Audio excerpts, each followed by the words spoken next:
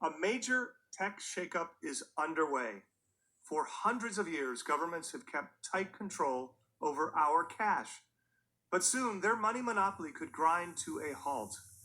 This is a fast-moving story, and not all the facts are in. But here's what we know for certain. Tech billionaire Mark Zuckerberg is plotting a move so big, it's hard to believe. The New York Times reports, Facebook plans global financial system based on cryptocurrency. Let me say that again. Mark Zuckerberg is planning to launch a new technology, a separate competing financial system. And he's not alone. As you'll see, Amazon is close on his heels. Google is readying its own currency. And according to the Securities and Exchange Commission, Apple is getting in on the act as well. If all goes as planned, these actions could soon trigger a massive change to money as we know it, and forever alter how we spend, save, and invest practically overnight.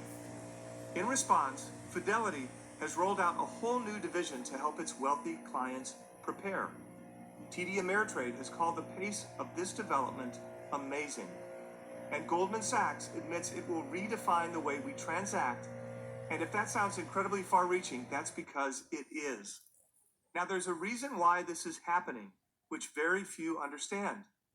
The current financial system has favored the rich and connected and allowed them to build tremendous wealth, while at the same time shutting out tens of millions of hardworking Americans.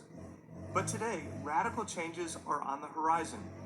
Changes that could tilt the balance of power away from Wall Street and Washington and kick off a new wave of financial innovation and disruption unlike anything we've seen before.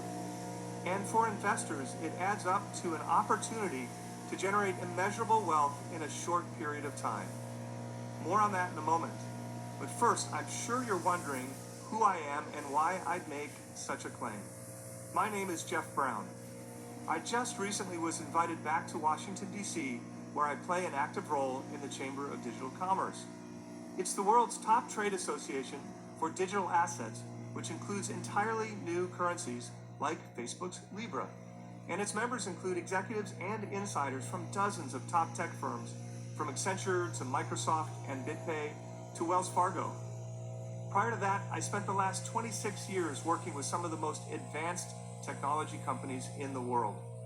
In fact, as an executive at NXP Semiconductors and Qualcomm, my team and I helped develop the tech behind the first self-driving cars.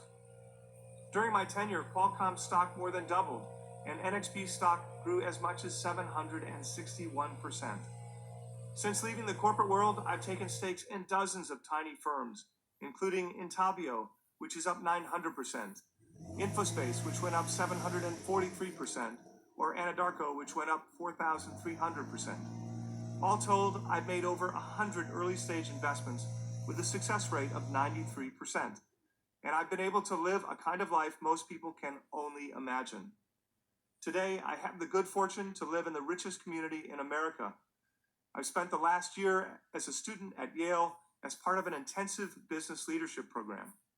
Participants were handpicked from the elite of the business world, and I've been able to play a role in continuing private discussions all about the future of money. Which brings me back to the story I have to share with you today.